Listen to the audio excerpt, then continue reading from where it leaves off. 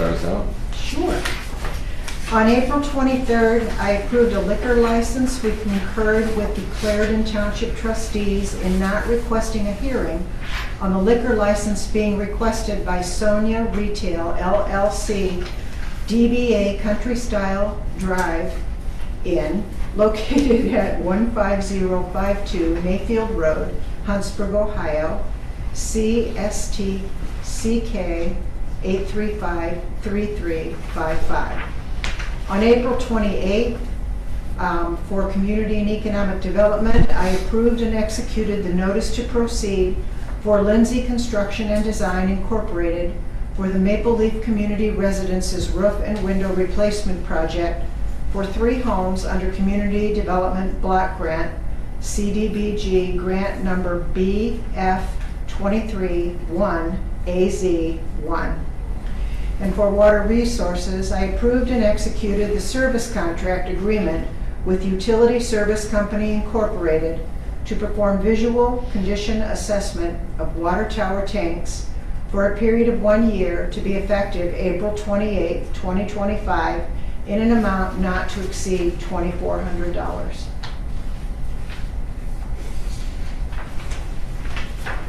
On April 25th, I approved an appropriation transfer from JFS to move needed funds within public assistance to open an encumbrance by the end of the month. I also approved an $800,000 voucher from the Commissioner's Office to the Geauga County Airport Authority for 2025 financial support, providing a portion of the funding necessary for the authority to construct new T-hangars.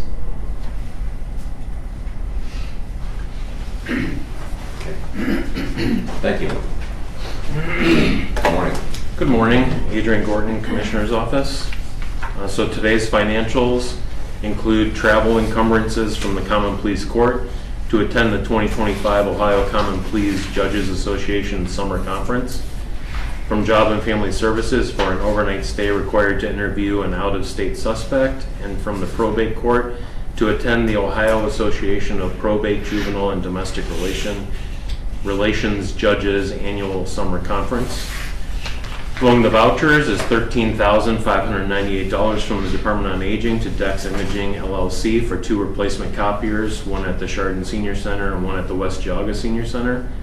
$532,136 from the Commissioners to Corsa, which is the County Risk Sharing Authority, for the 2025 property and liability insurance premium, which had gone up a little over $61,000 from last year. And $890,000, $605.10 from the Commissioner's Office to Infinity Construction Company for pay request number 19 of the courthouse expansion project. And then revenue certifications from the Common Pleas Court and their new One Ohio Foundation grant fund for additional state revenue, and from the Engineer's Office for additional transfers in revenue not originally budgeted for 2025. Do we know who from the probate court is attending the Ohio Association of Probate, Juvenile, and Domestic Relations Judge? I believe that's Judge Grandel. Okay. Yeah. Interesting. And where are we with as far as the courthouse, how much have we paid so far with this 19th? If the pay request is up there. In here? Yeah. If it's not, that's okay. I was just curious where we're at. Because I can remember that wasn't the total from the last. Or they might not have. Well, Yeah, the payment would have already, I can get that for you Okay. after session. Yeah. I'm not it's sure exactly what the percentage is right now. Yeah, I was just curious. All right, I'll make a motion to approve the financials as presented. Second? Commissioner Spudler. Aye. Commissioner Brady. Aye. Commissioner DeWolf. Yes. And then the next item on the agenda, number 4, is the Commissioner's Office is requesting the board approve an amendment to the 2026 tax budget hearing schedule, switching time slots for Water Resources and Community and Economic Development on Thursday, May 8th, 2025. I'll make a motion to approve. Second? Commissioner Spudler. Aye. Commissioner Brady. Aye. Commissioner DeWolf. Yes. And then number 5, the Commissioner's Office is requesting the board approve and authorize the President of the Board to execute Amendment 02 to Services Agreement with Maximus U.S. Services, extending the contract to perform services rendered in the development of the county's Central Services Cost Allocation Plan through February 28th, 2026, in the amount of $13,000.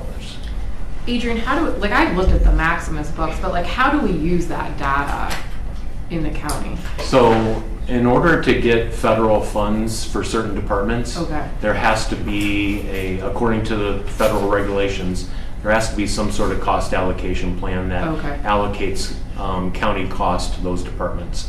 So we use Maximus. They're the county CCAO authorized consultant that produces and makes these plans for counties to do that. Okay. So once a year, I send them the previous year's payments, payroll data. There's probably about 3 or 4 different reports that I send them. They then, in an Excel spreadsheet, and then they take that and they plug it into their system, their whatever they've made to the allocate all that. proprietary Yeah, we've given them all software, kinds of parameters for the different things in the county.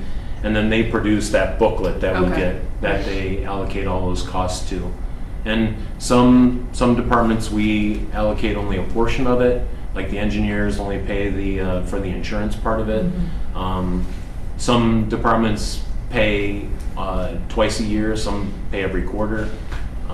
So there's different methodologies behind it, and I can always have Tate from Maximus come in and kind of do a refresher for everybody on what they do and how they do it, in case we need to, tweak it or do something different. But it is a requirement by the federal government to receive federal funds to have a cost allocation program. Okay. And that's what this fulfills. Okay.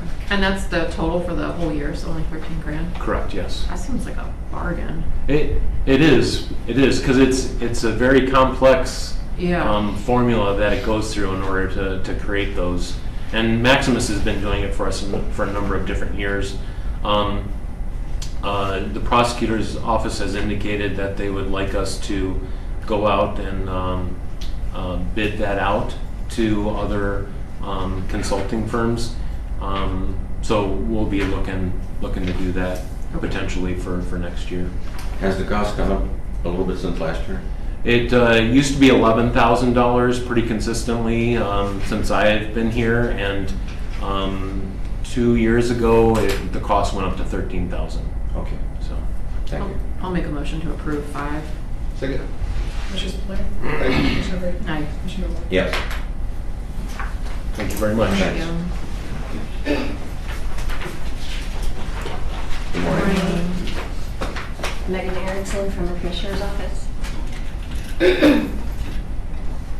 Item number 6, the Commissioner's Office is requesting the Board approve and execute the agreement with Ubuntu Wellness LLC to provide 2 chair massages stations on May 8th, 2025 during the Employee Health and Wellness Expo at a cost of $120 per chair per massage chair therapist for the total sum not to exceed $1,200. This will be covered by the Subco Wellness Grant. Megan, what's the total amount of that grant? 15,510. I'll make a motion to approve. Second. Commissioner Blair? Aye. Commissioner Brady? Aye. Commissioner Ward? Yes. Okay, and then item number 7, the Commissioner's Office is requesting the Board approve and execute the agreement with Smooth Rider LLC to provide a maximum of 200 20-ounce smoothies at a cost of $10 per smoothie via the Smooth Rider Smoothie Food Truck on May 8th, 2025 during the Employee Health and Wellness Expo for a total number of smoothies not to exceed 400 and not to exceed the amount of $4,000. This will be covered by the Subco Wellness Grant. It's a minimum of 200, right? Right. Okay, yeah. I'll make a motion to approve 7. Second. Commissioner Blair? Aye. Commissioner Brady? Aye. Commissioner Ward? Yes. Thank you. I had one of those smoothies last year. They were really good. For $10 a pop, better be, man. They're huge. Are they? Okay. It's like a whole meal. Pretty much. Good morning.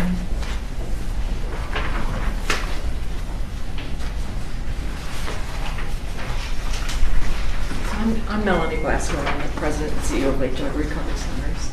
Good morning, Charles Tong, Lake Geauga Recovery Centers. So thanks for allowing us to be on the agenda today. This is our annual update as far as the jail treatment program, and then just wanted to bring your attention to some other new things that have developed. I don't want to take all the time to go through this, but I'll point out a few things on the report. The very first page shows the utilization. And in gray, it's through December 31st. That's mid-year for fiscal year 25. So those are mid-year numbers there for jail treatment utilization. And then the next page is just breakdown by gender. The third graph is Geauga jail treatment program completion, which should not be a surprise because we have a captive audience there. So pretty much treatment completion will be in the 90 percentile, which it is. We do like to always benchmark ourselves with state or national numbers as best we can. In this case, we look at the Lake County Jail Treatment Program, and the numbers are very consistent with treatment completion for intensive outpatient in a jail setting. And the next page then is the Chardon JTP Aftercare Program. And you can see treatment completion for that on the second half of that page. Again, looking at national statistics, we've always surpassed national stats for treatment completion and follow-up. Melanie, before you go on, so tell me what the aftercare program involves. Is that an inpatient? No, aftercare would be once they're released from jail, then Okay. aftercare would be one night a week. Okay. So for some individuals, that's a pretty abrupt change to go from an incarcerated setting to one night a week. So some will go from IOP in the jail to an outpatient IOP level, which would be 3 times a week. Some, they find they need a higher level of care, so they might go to one of our residential treatment programs. Okay. So the fact that we offer the full continuum of care, we can meet whatever each individual's needs are once they leave jail. Okay.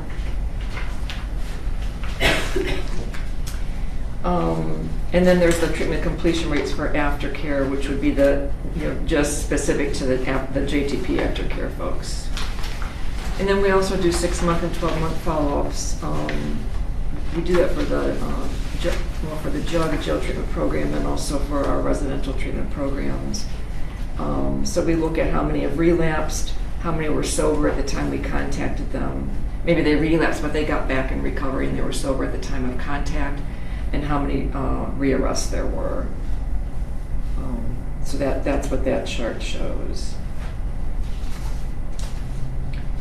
And I have to apologize, the next chart, I'm thinking maybe this is last year's because I'm going to look and I'm going to send it back to you maybe with an update. But because we have a number that go from jail treatment to residential treatment, we always like to include that chart also.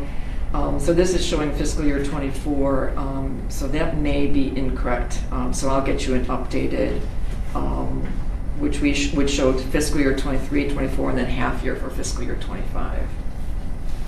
But again, if you look at our completion rates compared to what we are able to get from SAMHSA, which is a substance abuse mental health services administration, would give us some national statistics. Showing 41% completion, whereas Lake Geauga Recovery Centers are 66%. And then the 6 and the 12-month follow-up after residential treatment,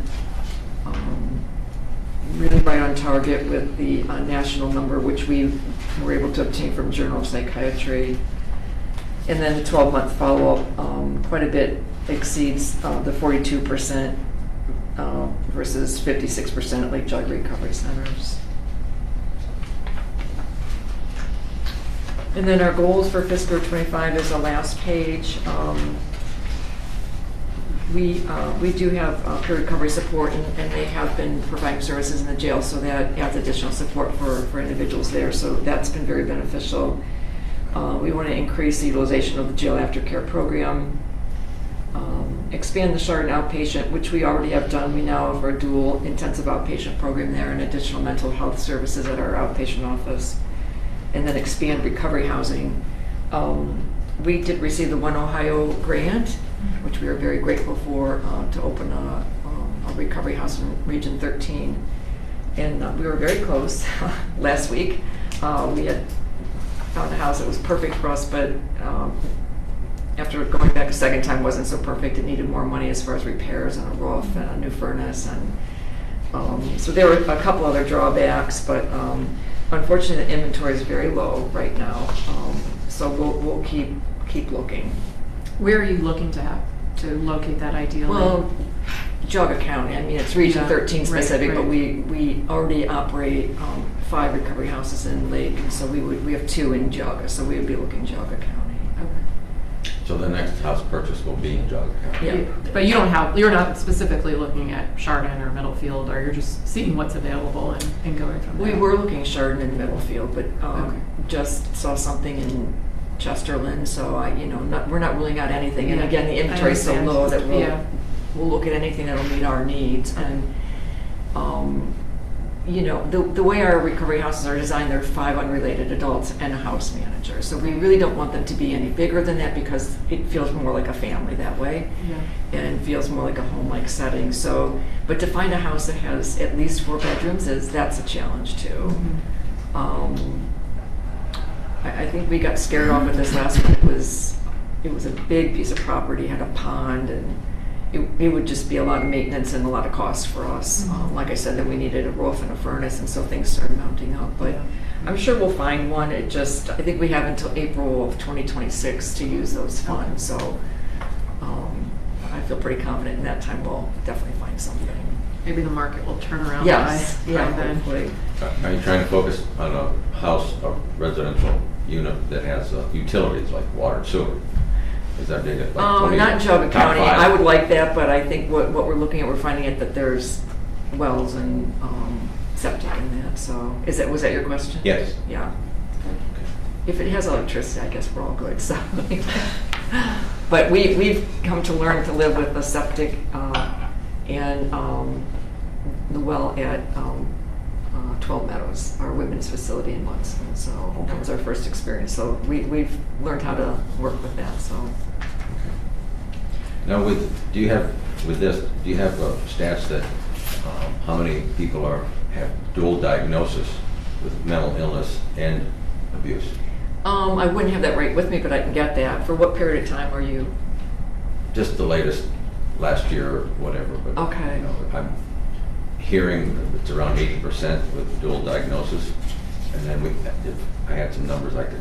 Yeah, that sounds very high to me, but then I think sometimes it's so difficult to tease out in the beginning because people come in with a substance use disorder and they have a lot of behaviors that look like a mental health disorder.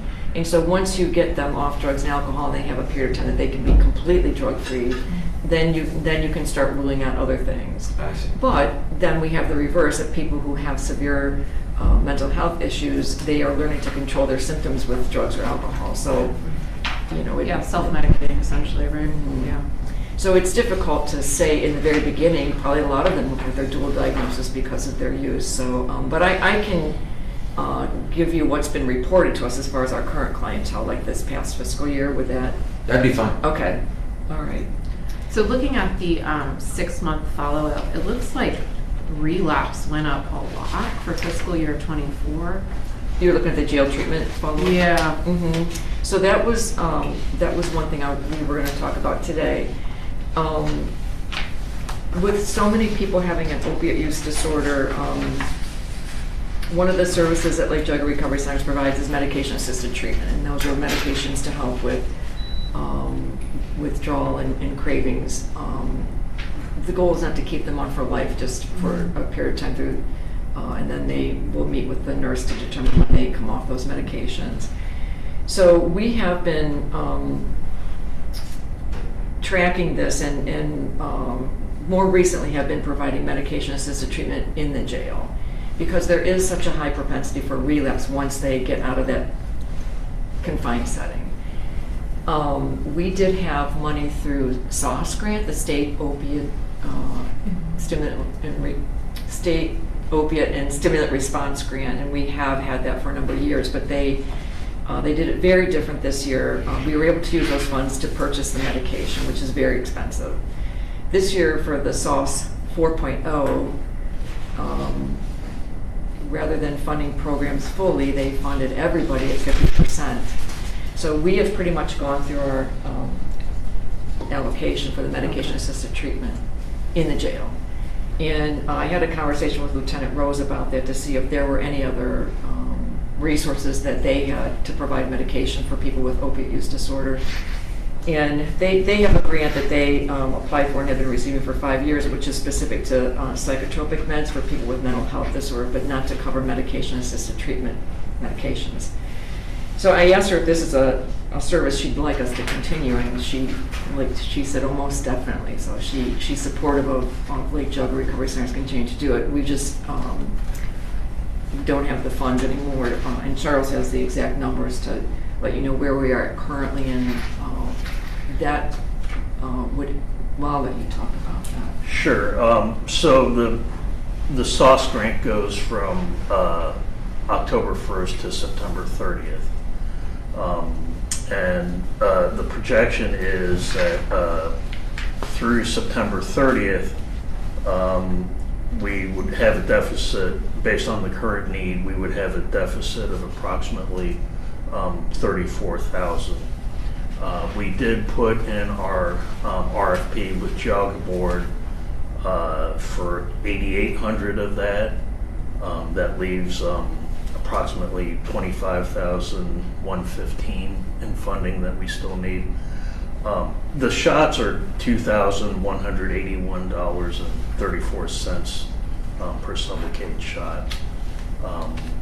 So we were inquiring, if we had 12 of these shots, that would be $26,176. Are there any opiate settlement funds that the county received that would be available to assist us to this degree? Because all the clients in the jail, that's the disorder that they have. I think so I don't know far, the answer to that.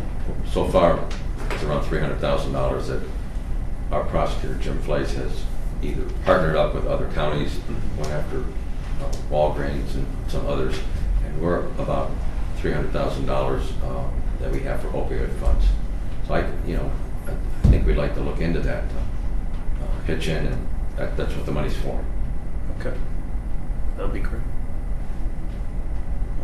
And your question about the relapse, and Commissioner, we'll track that, so hopefully that will help prevent relapse when people are discharged. Okay, so you feel that's the correlation there?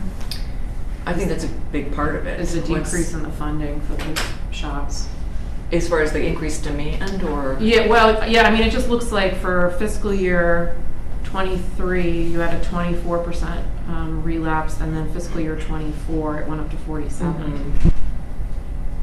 So I mean, it's almost doubled Yeah. rate of relapse. But I mean, I didn't know if that was hopefully less people that have to go through the program, or another reason to explain the discrepancy. I don't have a good explanation for why the big spike. You can see that the rearrests went down though, so Yes. which is interesting. No, and the sobriety went up as well. I mean, so that's kind of an interesting. Yeah.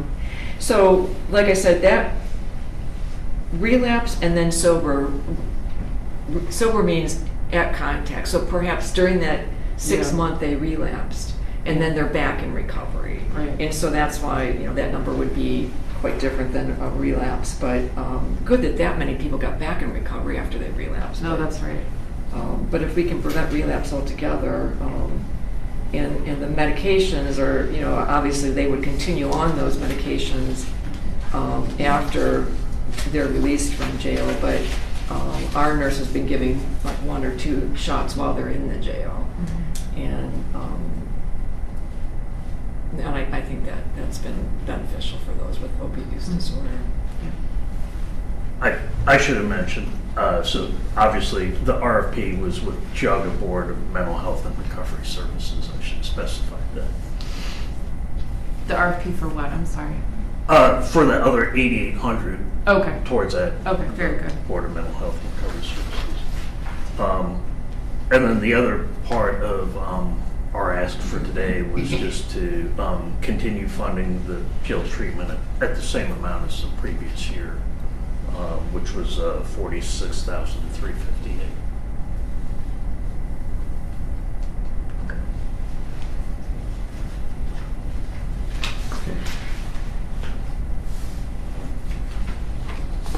But you're seeking, what, $8,800 from Board of Mental Health? Correct. When will you have an answer for that? I would think before June 30th. And those are state fiscal years, so that doesn't start till July 1. And what was the number that you're seeking, that you're a little short, 25,000, something?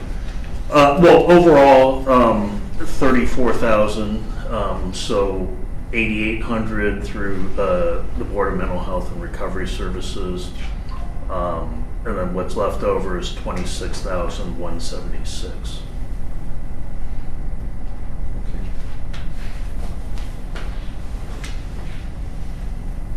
And Adrian, I was correct, we have about $300,000 from the opioid funds. Actually, it has gone up recently due to some additional settlements that have come in. So we're up to just a hair over $547,000 right now. Oh, wow. It jumped up since the last time I Oh, yeah, for sure. viewed it about 3 or 4 months ago. Yeah. So And do we have a plan for any of that? it's set aside just for things like this. Correct. Okay, so we just need people Yeah, coming to us? we need plans, yes. Yeah, Yeah. okay. I mean, maybe we should be advertising that we have this money and we need to Oh, give it there's- away. Yeah. There's people that, you know, in my circle that they talk to me verbally. So, I just want to make sure Come on that down. everyone that may be doing a worthwhile program has the opportunity to ask for something. and I agree with you.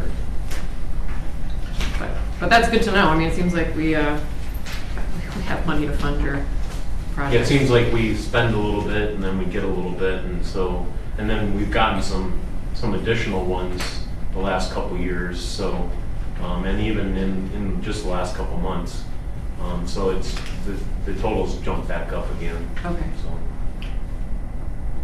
Well, I think it's appropriate for me to make a motion to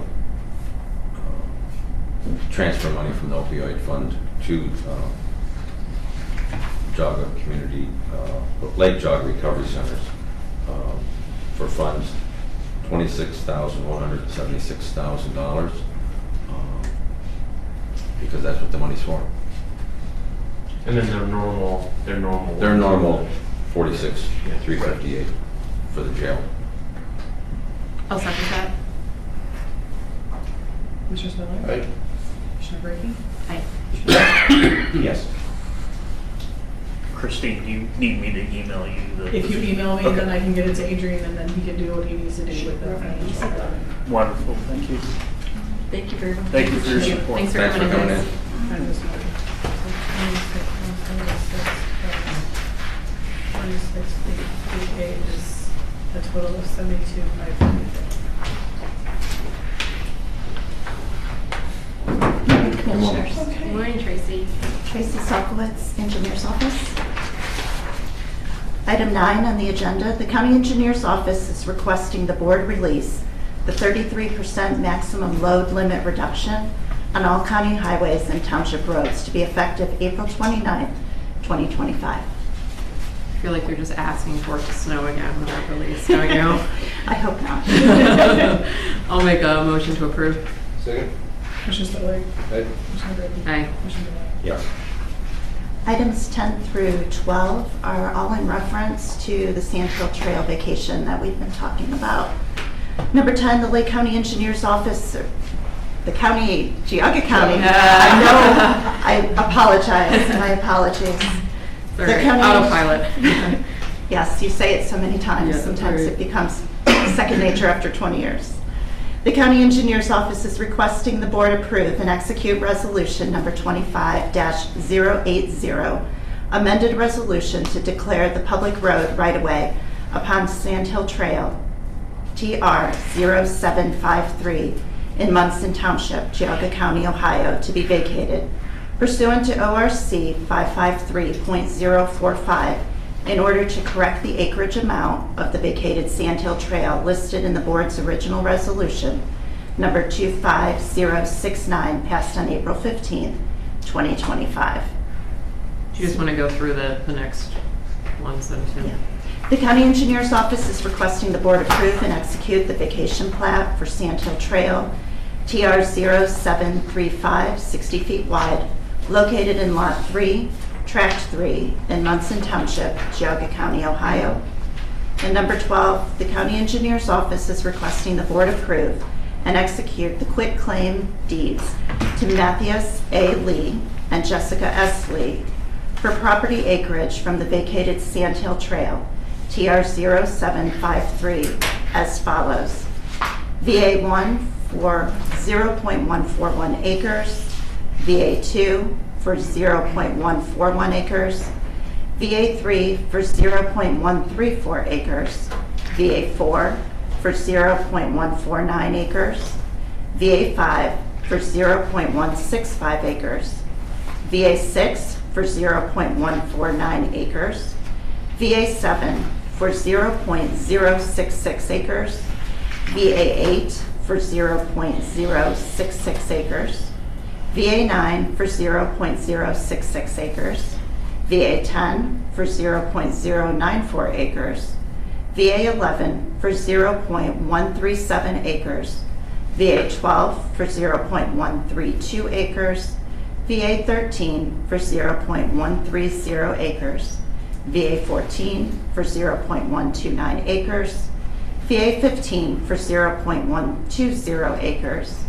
VA16 for 0.103 acres, VA17 for 0.11 acres, located in Munson Township. So who collects the $1 consideration for the, does that actually get collected, or I assume not, right? That's Not right. typically. All right, does anyone have any questions on these before we? No? So I'll make a motion to approve 10, 11, and 12. So moved. That would be a second. Second. Commissioner Spillier. Yep. Commissioner Brinkley. Aye. Commissioner DeWart. Yes. Thank you.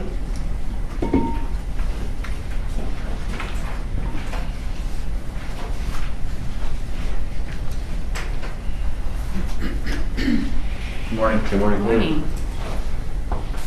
Nick Goris, Water Resources. Item 13 on the agenda is requesting the board approve and execute a contract maintenance form number 1, increasing the service contract with Bill Conti Plumbing LLC for additional backflow testing and plumbing services as needed in 2025 in the amount of $4,000 for a not to exceed amount of $6,500. I'll make the motion to approve. Second. Commissioner Spillier. Aye. Commissioner Brinkley. Aye. Commissioner DeWart. Yes. Item 14 on the agenda is requesting the board approve and authorize Ralph Spittle area authorized representative to execute the delegation of authority letter for the Ohio Water Development Authority loan number 11217 for the McFarland Creek wastewater treatment plant improvement project, giving authority to Director Nick Goris, myself, to request payment instruction forms for the project, now being sent via DocuSign email. Originally, the request, since they switched this, was to get a text sent to or a call to Ralph. When I called to give them the phone number, she started to explain to me that, well, he's going to need to know, make sure he has the ACH form for this contractor, has all this data. And I went, Ralph's not going to have this data. So she goes, well, we can do a delegation of authority letter. So this way in the office, we can handle all the addressing, and Kathleen and I can make sure that, and it's just really sets up the payment information for the project, and then from there on out, it's all back to paper. So, I'll make a motion to approve 14. Second. Commissioner Spillier. Aye. Commissioner Brinkley. Aye. Commissioner DeWart. Yes. thank you. Thank you. Thanks, Nick.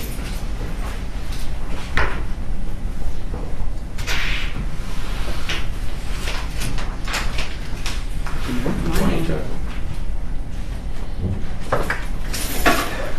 Okay, Charles Teakamp, Maintenance Department. I have 2 items on the agenda today, items number 15 and 16.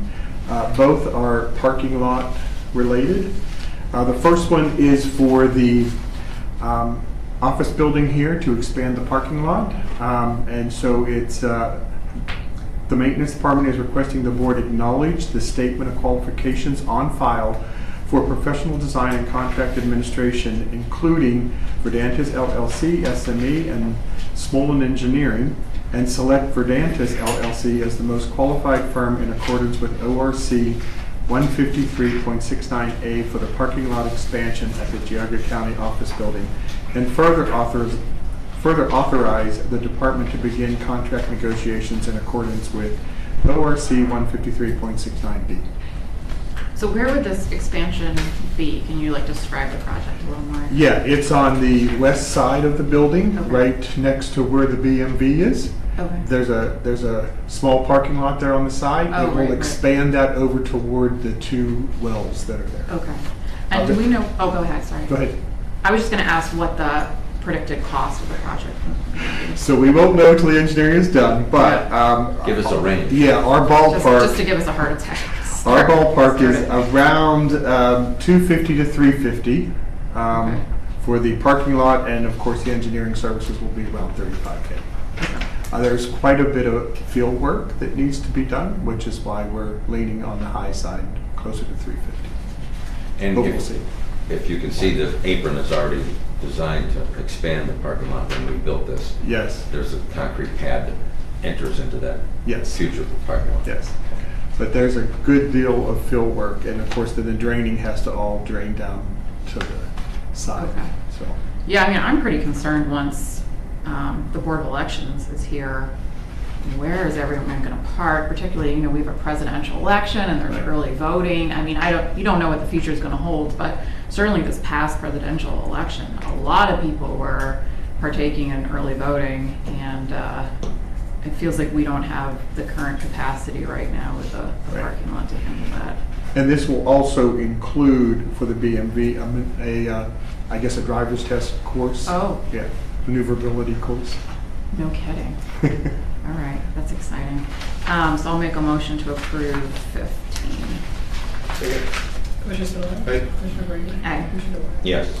Okay, and then the second item on the agenda is for the safety center parking lot. We started the engineering back in early January, actually it was late December, and we have the engineering done now. And so this is an update and a kind of a transparency as to where we are after all the engineering is done. I did provide some drawings and some copies here, and also an estimate. So when we originally estimated this parking lot, we said it would be between 400 and 500K. That did not include any sub-base work. It also did not include any drainage work. And we had estimated that if that needed to be repaired, it would be another 200 to 300,000. I did put a little spreadsheet together that showed where we've started at, and then after the designs were done, where we ended up at $1 million now. The main changes are the drainage work. There's a considerable amount of drainage work that needs to be redone. There's 4 sections of the pipe that is flowing in the wrong direction. 13 sections overall need to be replaced due to damage and leaks, and then 8 catch basins also need to be replaced. Just for the drainage repairs alone, we're looking at about $189,000 just to repair the drainage. That's about 56% of the drainage sections that need to be replaced. So they are in poor repair and won't last the next 20 years if we spend the money on a parking lot. Also, too, the second drawing that I shared was also the areas where the sub-base is unstable and needs to be replaced, and you'll see that. That's going to require the actual excavation of the sub-base and the repair, and it's also going to require the removal of portions of the sidewalk and so forth, because those are also being damaged as well as it settles. So you're looking at about $52,000 for the additional subgrade and base work, and then the sidewalk and curb replacement is an additional $42,000. And I do have some of the amounts there that need to be replaced as well. So with that, it looks like if you add those in, we are upwards of almost $1 million. Let me remind you, last year we were asked to request capital bill funds for this, and we did receive some. Oh. And I believe we've already got that. Yeah, $250,000. Yeah. All right. It's already here, in our Yes. accounts, Okay, yeah. that's great. Is there any change in design to the parking lot other than, I mean, I understand the drainage issues that need to be repaired. Right, the but- only additional change is we're, on the back end where the deputies park, we're expanding that parking so they have more Okay. areas to park. Okay, yeah, that's kind of what I was wondering, is to what extent we need to Right. think about, I mean, if we're dumping all this money already, Right. we need to be thinking for the future at all.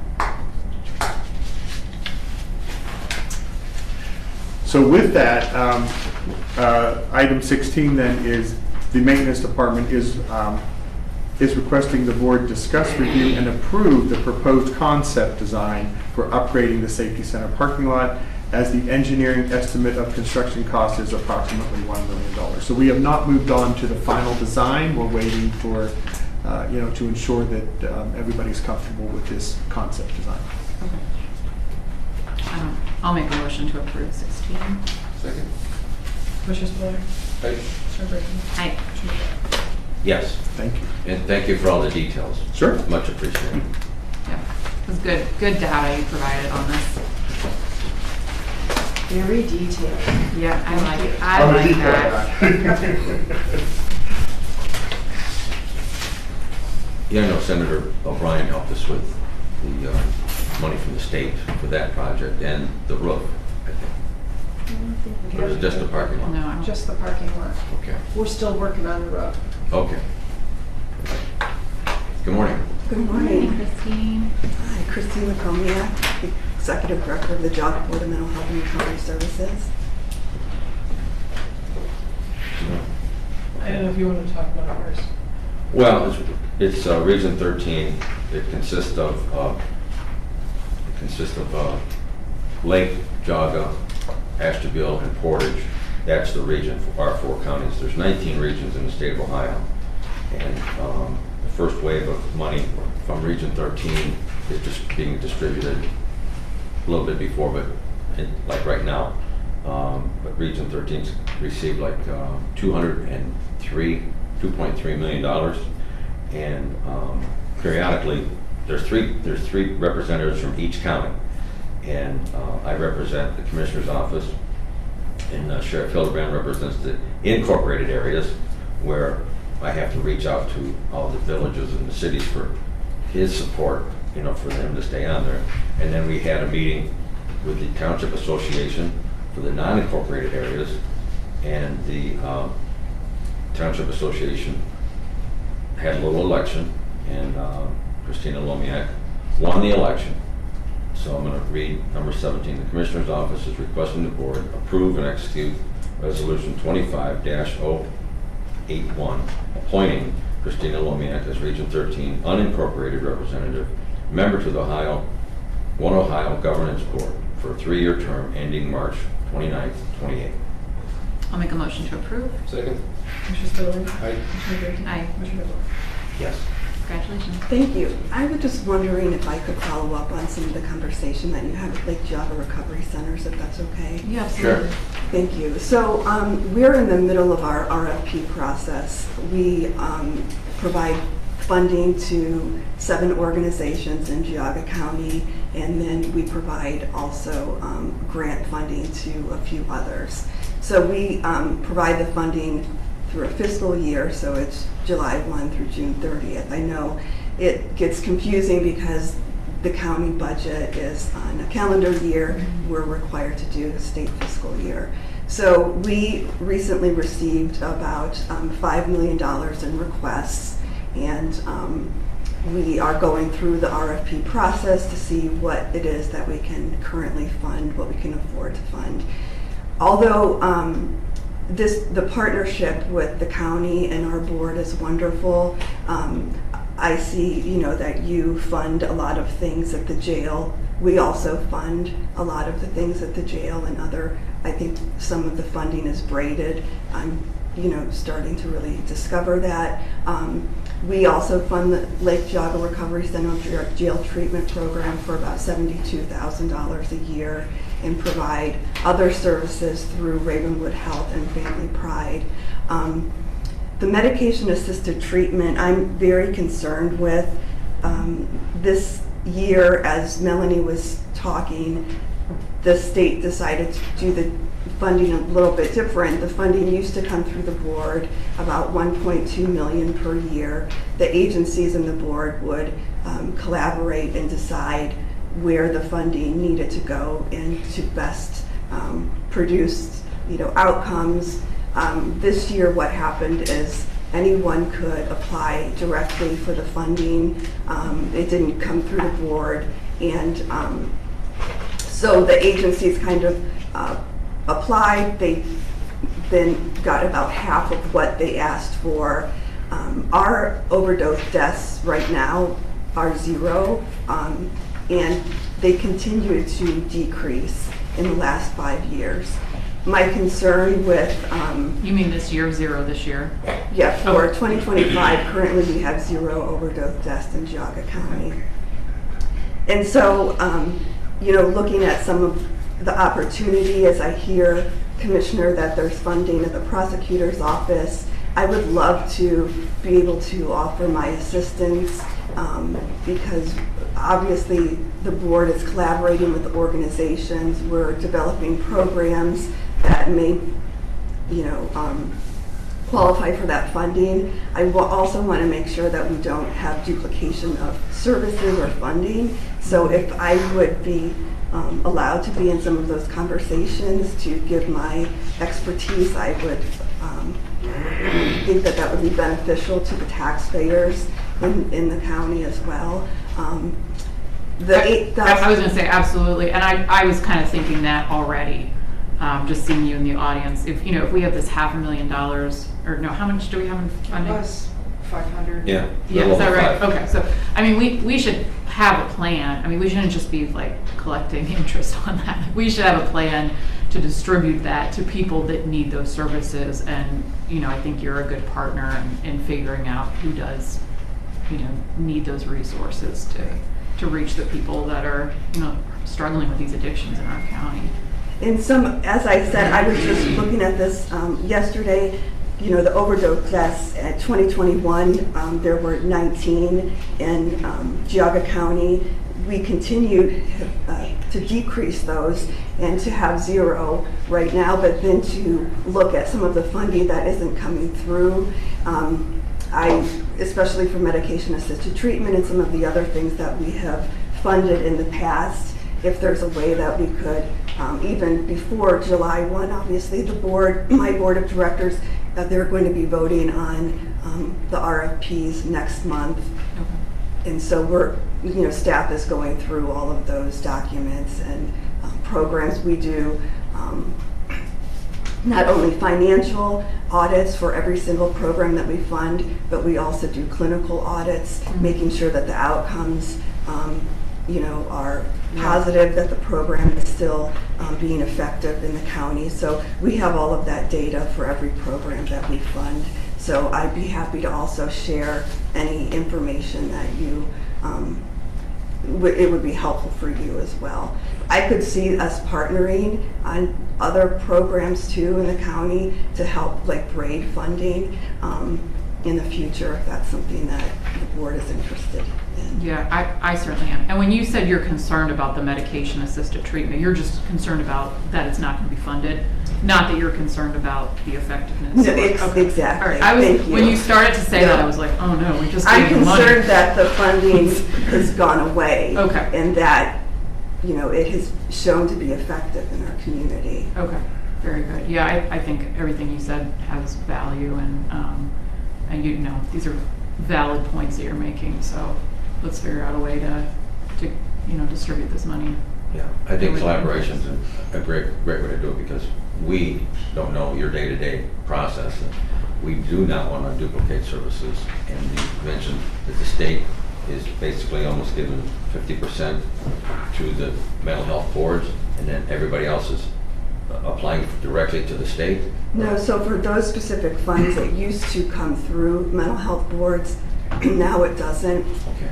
So any agency could apply for funding, and that's what they did this year.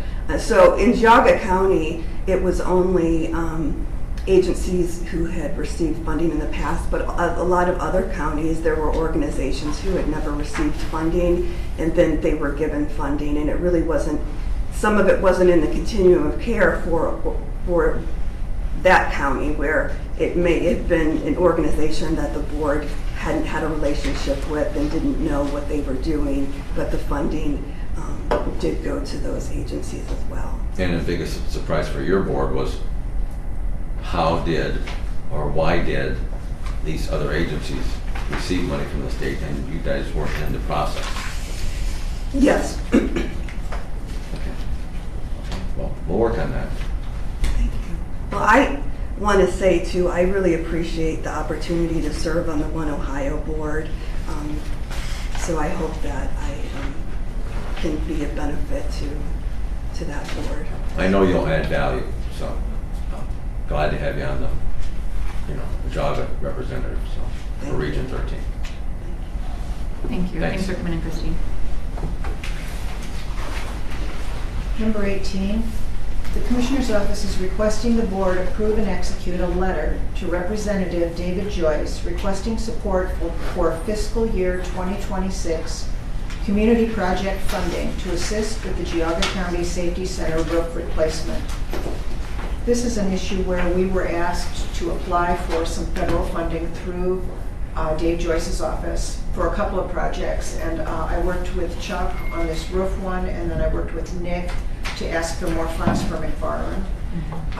And so this particular, well, both of them require letters of support from different agencies. Nick already had them from prior times when we had asked for federal funding toward the McFarland project, but we did not have letters in support of this project.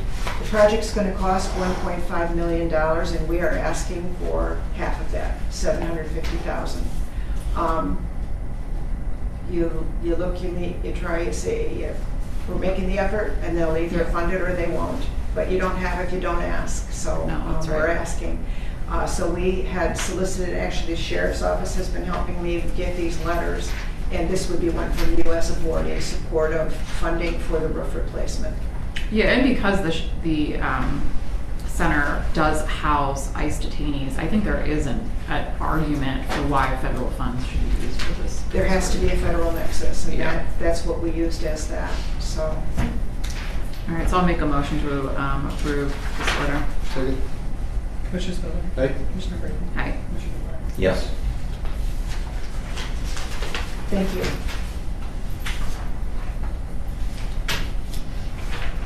Christy, do you want to talk about this next one? I think you've had a little more involvement in this than I have. As we know, we received a letter from Norfolk Southern Corporation with an intent to abandon their railway in Portage, Geauga, and Cuyahoga counties. This is the section from Solon to Aurora in Geauga County's portion. They sent a letter looking for a response from the county. We received responses back from the engineer's office, planning commission, and water resources with some concerns, some demographic information, and some requests for information for the engineer's office based on some of the concerns that they are seeing with the abandonment and how it affects them roadway wise. So what we're asking you to do is send a response back to Mr. Plum at Norfolk that would include the responses from those three entities to be as part of a response to get the additional information that they're looking for. They did send an additional letter, and the engineer's office did respond back to that as well. So there's two separate responses from the engineer's office, one from planning and water resources. Nick isn't here anymore, but his concern was water and sewer. There's an easement that goes under this that we had to make sure they're aware of and are mindful of as we go through this process. So this is just a very simple cover letter where we acknowledge that we received these communications and here's what we gathered to get back to the railroad. So that's what this particular item is about. I will say I'm very excited about this rail trail line that they're supposed to put in after this is abandoned. It will be a trail sort of similar to the Maple Highlands, is my understanding, that will extend through several counties, and Solon Mayor Ed Kraus has been kind of the driving force behind it. But I think it will be a real asset to our county and the surrounding counties if it's put in. So Yes. It would complete the loop with the counties, with the 3 counties. The Commissioner's Office is requesting the Board acknowledge the letters received. Should this say March 19th? The letter, you told me we received it. No, it was March 10th. The letter is dated February 17th, Oh, but got we it. didn't get it Okay. until March 10th. And then the Acknowledge second one is, the letters Correct. received March 10th and April 17th from Norfolk Southern Corporation regarding abandonment of its railroad line from Solon to Aurora, Ohio, and further approve and execute a letter of response that includes information and requests from the County Engineer's Office, the Planning Commission, and the Department of Water Resources. I'll make a motion to approve. Second. Commissioner Spindler. Commissioner Brinkley. Aye. Commissioner DeBoer. Yes. They anticipate to file the beginning of May for the abandonment. And it will be an abandonment process that we will have to, they are planning to file for the abandonment at the beginning of May, and then there's a process that has to be followed for that abandonment. Is there like a So, hearing? There's all kinds of Okay. Yes. Notice? Okay. we had to go through the same process, my understanding was, for the Maple Highlands Trail. Yes. When that happened, so. We do have a railroad area that's 60 foot wide behind Post 2 on Route 87. And I'm wondering if we could start doing a little bit of research on, is it the same Norfolk Southern Corporation, or is it another? Because if that's the trend, and if it's the same railroad company, I'd like to start a conversation with them to abandon that for Post 2 behind the property. So, I would say a conversation with Mr. Rossner in the engineer's office, the tax map department would be a good place to start with okay. that, because there has been some talks about that property in that area regarding the roadways that are over there. So there's been conversation about that. So. because I think it's been dormant for 50 years or more, that little stretch. Well, if you look at the map, Colony Lane is actually part of that. Right, you're exactly right. And it crosses 87, and then it kind of falls onto the property the other way, but they use Colony Lane as the old railway. Because if we're cleaning up some areas, I want to start a conversation in that direction. Okay. So, thank you.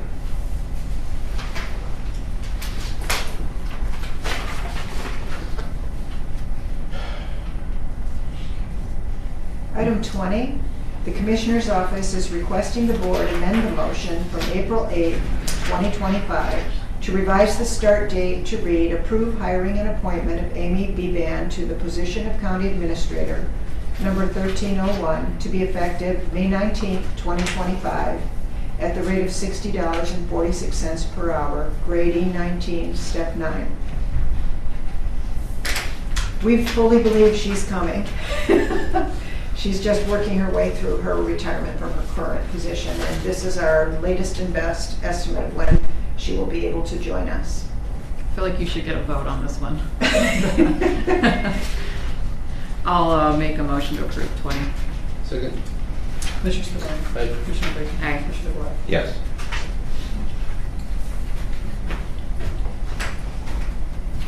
Good morning.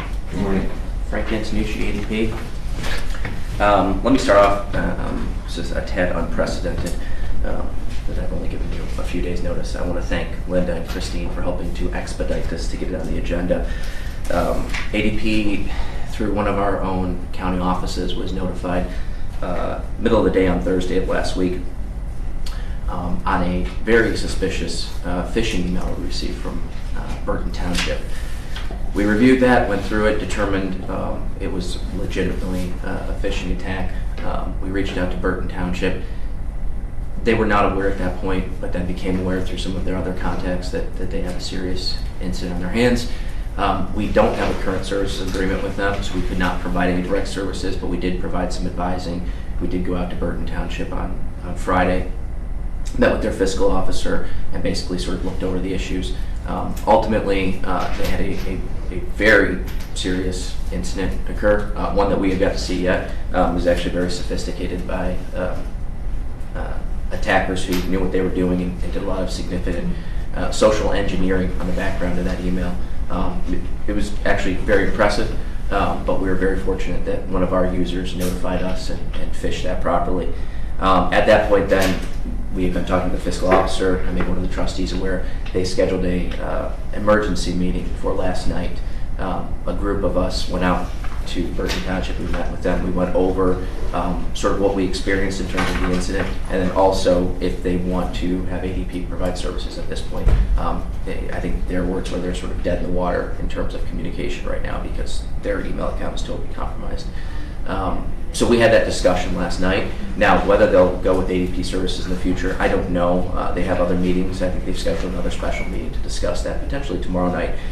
So all we're doing is getting our advanced work done, and based on, and again, I'll go back like we talked about with Chardon Township, based on the action that this board took last year for ADP to enter into any agreements with these entities, we first need a valid resolution from the county commissioners permitting us to even negotiate with them at that point. So what I'm asking for today is just that the county commissioners pass the standard resolution, which then allows us to potentially negotiate with Burton Township. Again, I don't know if they're going to do this or not. We just want to give them that option.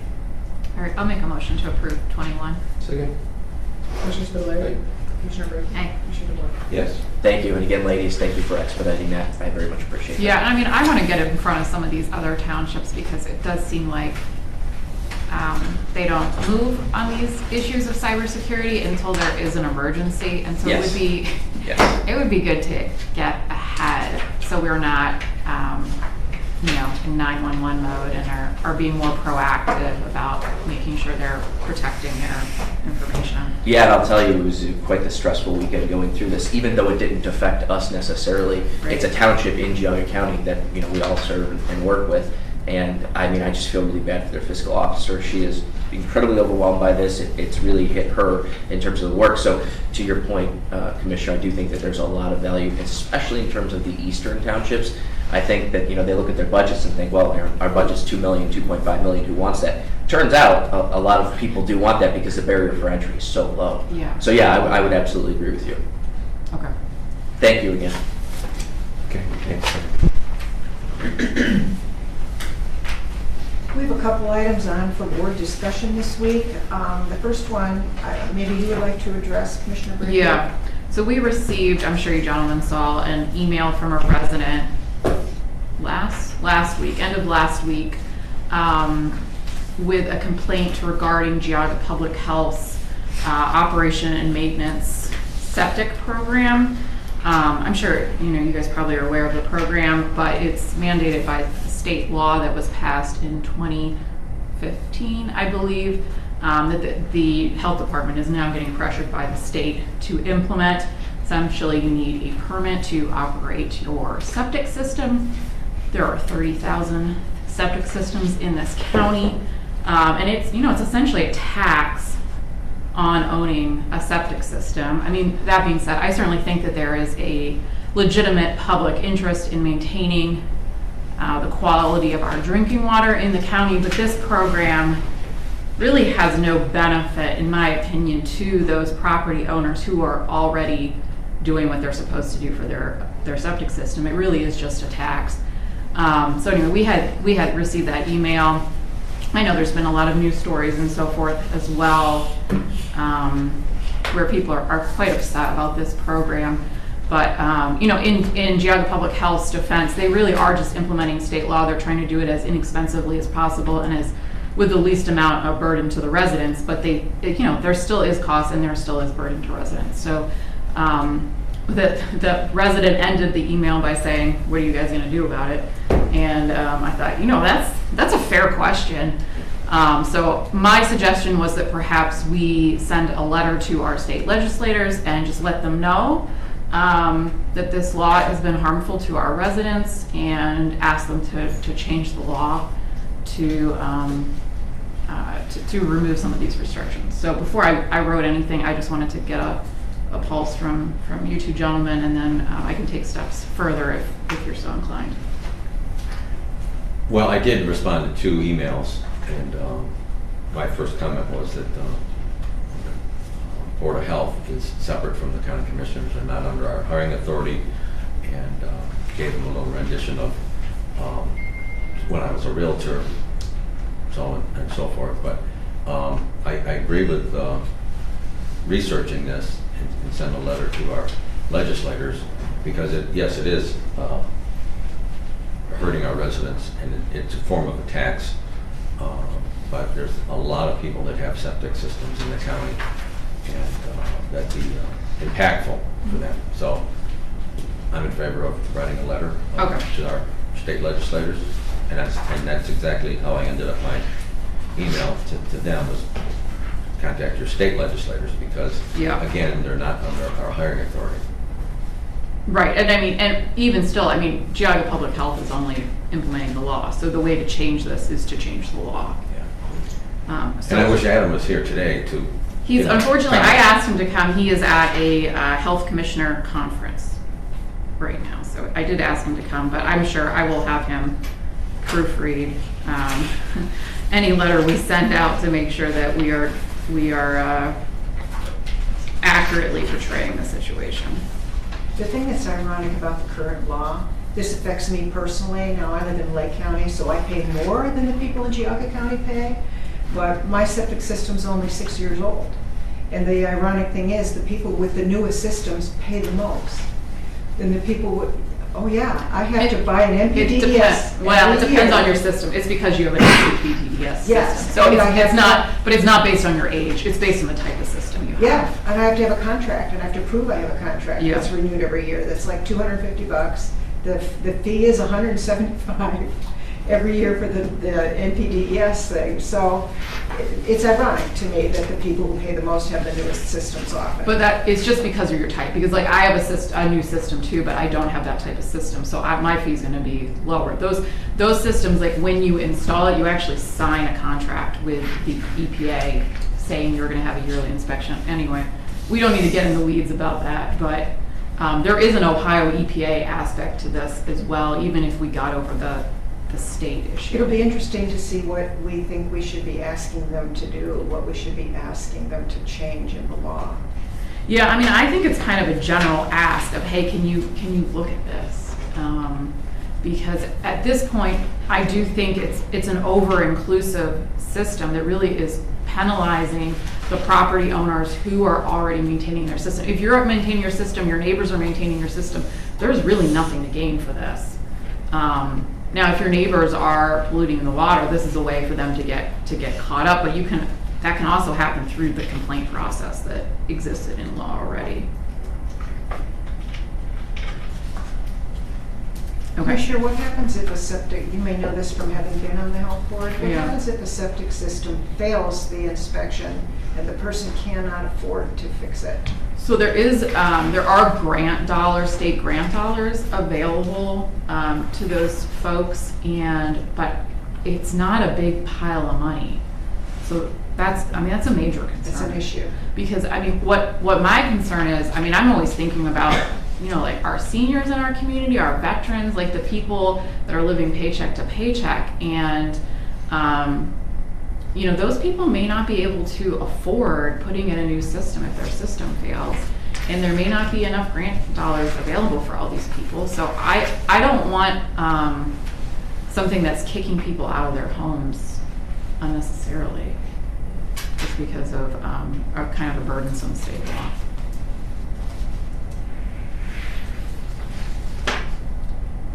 Okay. The other thing that we had on for discussion today kind of harks back to the YouTube recordings. We did in the past week finally find the old equipment and the old credentials for the.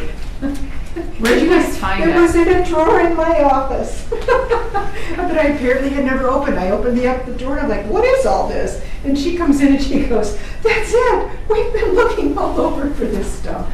So we had Carrie from the front desk log into the old YouTube program, the thing that we had, and it was still active. And so we had a quick conversation with Frank in which he indicated that it would be very easy for them to take the recordings of the meetings that we have, that they are creating, and put them onto our YouTube channel. So I think that if you would just let him know if that's what you want to do, we can move forward with that. But the other question that came up, which I do need to hear from you guys on, is the issue of comments being made during live streams. My understanding is, and you guys will correct me if I misunderstand, but my understanding is that currently people who are watching the live stream of this meeting have a means by which they can comment on that, and those comments are coming to the ADP folks who are then forwarding them to us. It's also my understanding that we don't have to allow comments if we don't want to. And so I'm just asking you, do you want to continue? Is that correct? You can not allow comments if the board does not want that?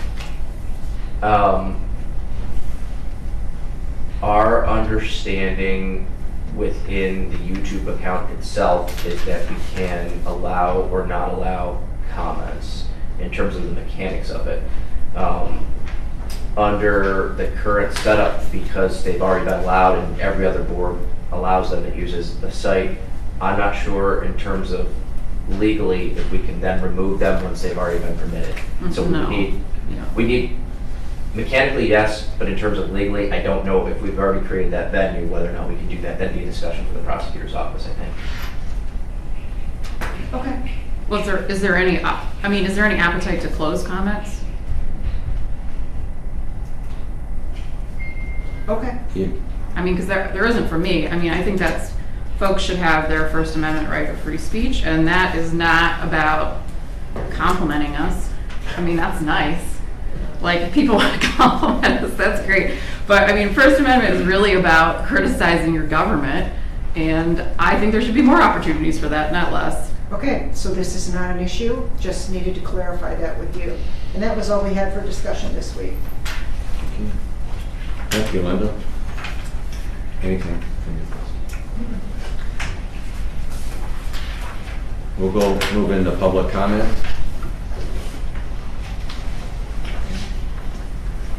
Adjournment.